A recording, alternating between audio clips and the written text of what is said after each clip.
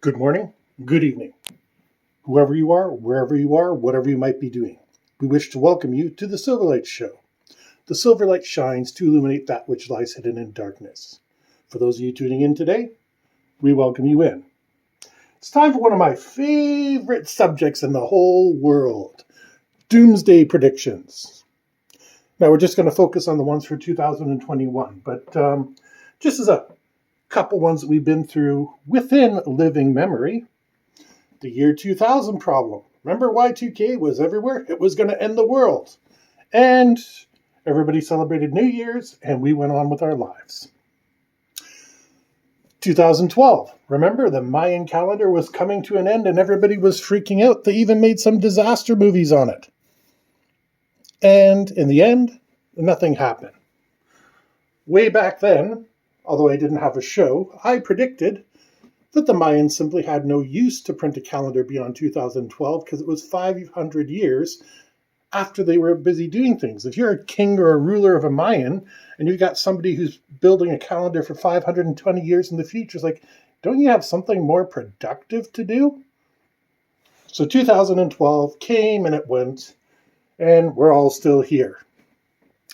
Nobody predicted the pandemic, which I find particularly interesting, because you think something that big would put a blip on the psychic radar or whatever sense it is that people use to predict the future. Now, let me make something clear. I have no patience or time for biblical prophecy. Two reasons for this. One, you can read anything you like into the Bible and make it work. This is why people need to be kept away from Leviticus. It's for the Levites in particular, and there's very few of them these days. So if you're not a Levite, it doesn't apply to you. The second problem with biblical predictions is in Revelations, John is specifically told, no one will know the last hour except for God himself. So I kind of throw all Bible prophecies right out the window and don't pay attention to any of them because God is not willing to tell one of his closest prophets and best friend of his incarnated son. Yeah, I'm not listening to anything else you got to say. You got to read what you're talking about before you talk about it. But anyways, back to 2021. We're actually going to start with a biblical prophecy, which I consider kind of interesting. Just because it's batshit insane. There was a gentleman named Ben Shaw who was an evangelical pastor. And in 1988, he predicted that Jesus would be returning sometime between 2018 and 2026. But he knew 2021 would start the beginning of the rapture. That's when all the good people would be swept up to heaven and all the remaining people have to go through 7 years of war, famine, all those other horrible things, etc. Well, I haven't seen anybody flying yet, and if you haven't got your flight booked, I'm thinking it's not going to happen in the next 2 months. This man still has a lot of followers, though, which is interesting because, like I said, biblical prophecy is just ridiculous. By its own definitions, by its own words, you can throw it out. A more interesting prophecy comes from scientists who say that on December 16th, nearly 3/4 of a kilometer asteroid is going to come dangerously close to Earth. Now, this has just been announced. So here we are, a month away from this thing potentially hitting us. And what are we doing as a civilization? Now, a 3/4 of a kilometer sized asteroid is probably going to wreck a city. If not, it's going to do a lot of damage to a continent. But most of the world, if you're not hit by it, is going to do okay. Probably a little bit of nuclear winter for a little bit, but, the way the Earth is set up, one hemisphere doesn't really interact with the other, so while the northern hemisphere might have dust and everything, the southern hemisphere is going to be fine, and vice versa. Maybe a tsunami if it hits the water, which is pretty likely considering 3/4 of the world is water. But realistically, they haven't really firmed down where this thing is coming down, or even if it's coming down. But I'll take a scientist's word in a heartbeat. The interesting thing is, Despite the fact this thing is a month away, you don't see NASA or Roscosmos or the Chinese space agencies scrambling for a way to deal with it. This would be the one you would think the three superpowers could sit down and say, what capabilities do we have? Hey, Elon Musk, Jeff Bezos, get in here. What do we have that can hit this thing, and what do we have that we can throw at it? No, they're sitting back and waiting for more.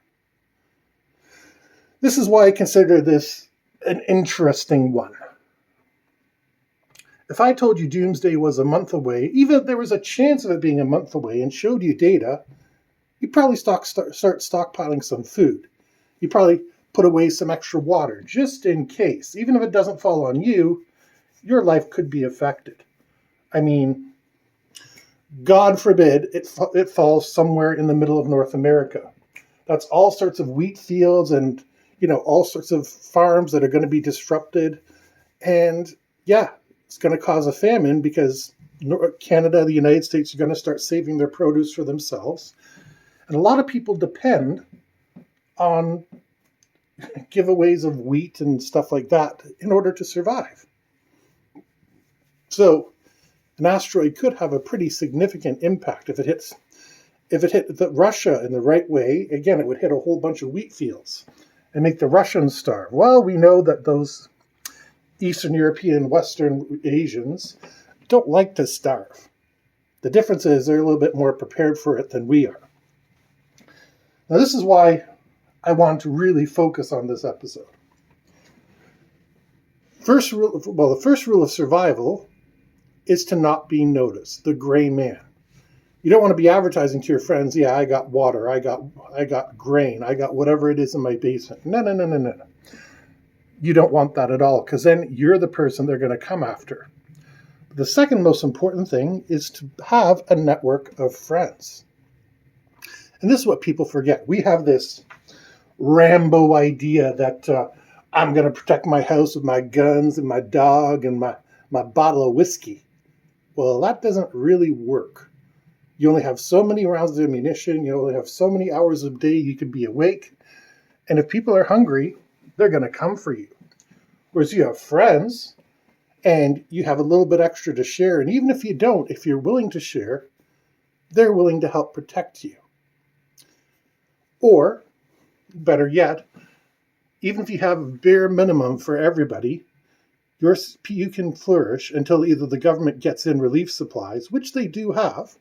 I guarantee you they have a ton of stuff in storage. Just a question of how quickly they can get it to you. Or maybe in 6 months, remember, it's currently November. If the asteroid hits in December, then, human civilization could be recovering by June, July. We've just suffered a pandemic, which is one of the most disruptive forces in history. We can survive this too. Which brings me to my other little problem.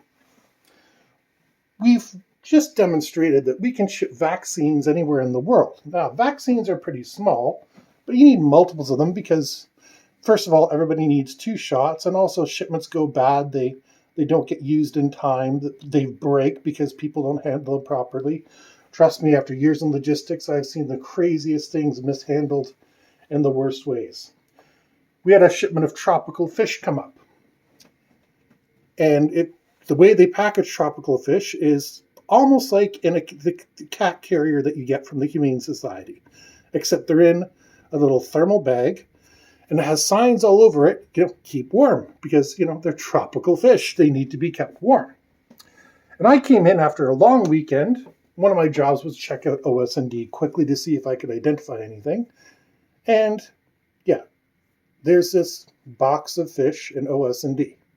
They've been left there for a long weekend at minus 20 degrees. There was no heat on the dock. So if shippers are willing to do that to tropical fish, I guarantee more doses than we can imagine have been destroyed. The point is, we've proven there's a distribution network that can get stuff all over the globe. We should be celebrating this.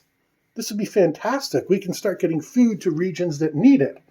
Maybe not enough, but you know what? If you're hungry, nothing else matters. And in a survival situation, if you got some food in your belly and you got some water in your belly, you're going to be doing a lot better than the person next door who's cold and starving and has nothing. Even if you have to build a fire yourself with parts of your car and a little bit of garbage, you're still in better condition. You have a little bit of flour and a little bit of water. That's all it takes to survive. Won't be comfortable, won't be nice, but this is what some people live with every day. They're already living in a post-apocalyptic disaster, and it's happening on our planet. They don't need a prophecy. They're living it. So the important thing is for us to take note of what's going on. We need to treat ourselves better. We need to treat our neighbors better. And we need to treat other human beings better. I remember growing up in the 80s and all the jokes about Ethiopian famine, which are probably so unpolitically correct at the moment that I wouldn't dare repeat one on YouTube. But the same token, it's a region that does experience a lot of famines. We could be changing that. We throw away so much stuff in the Western world. It's honestly disgusting. The Green Box Initiative, our house hasn't adopted it because we started recycling our own stuff. We don't give anything to the city because it makes darn good soil and darn good everything for ourselves. So why would we use it? Got bones? Great for soup. Almost everything makes for great soup. And this is what we have to take a page from our grandparents. This is for everyday life. If you're able to use something 2 or 3 times, okay, let's say you go to Costco. You get one of their chickens. Say you got a family of 4, so 2 people get a breast, 2 people get a leg. Then most people sit there and throw the carcass out. But there's still another meal in there. You take the bones, you put them in a pot, you boil them up, you put in some onions, some garlic, whatever of the aromatics that you like. Now you got a soup. Make a bit of bread. Again, wheat is one of the best things known to humanity. You got a whole second meal. And most people are not using that second meal. And then the best part, you can bury those bones in your backyard and it will keep your grass and all your plants growing and being very well. Now there's a trick to this. I suggest you look up how to do it online because if you do it the wrong way, you get the wrong type of bug in and it smells rather horrible. That's why, regular composters say, please don't throw bones in them, but there is a way to do it. I can't tell you because this video is already getting long and I don't want to go into it. But yeah, always remember you got a second meal. Even apples, you eat the apple and there's still flesh in the middle. Well, you can cut it apart and dry the apples. Bananas going bad? Invest in a dehydrator. All of a sudden you got banana chips. Great, people love banana chips. But that's just a sample of what you got in store. So, the apocalypse is always coming. Expect it. If you have an extra $2 or $3, you can buy a jug of water. If you have an extra $2 or $3, you can buy a can of something. Maybe some flour. Whatever it takes to give you the advantage in the survival situation. So while the apocalypse is always with us, we can always be prepared. The Boy Scout motto is the right one. Be prepared. Learn how to use your resources. Learn how to make the most out of them. And when disaster strikes, in whatever form it does, you're going to be doing better than the people around you. We hope you enjoyed this episode of the Silverlight Show. If you did, please like, share, and subscribe. And we hope you have a fantastic day.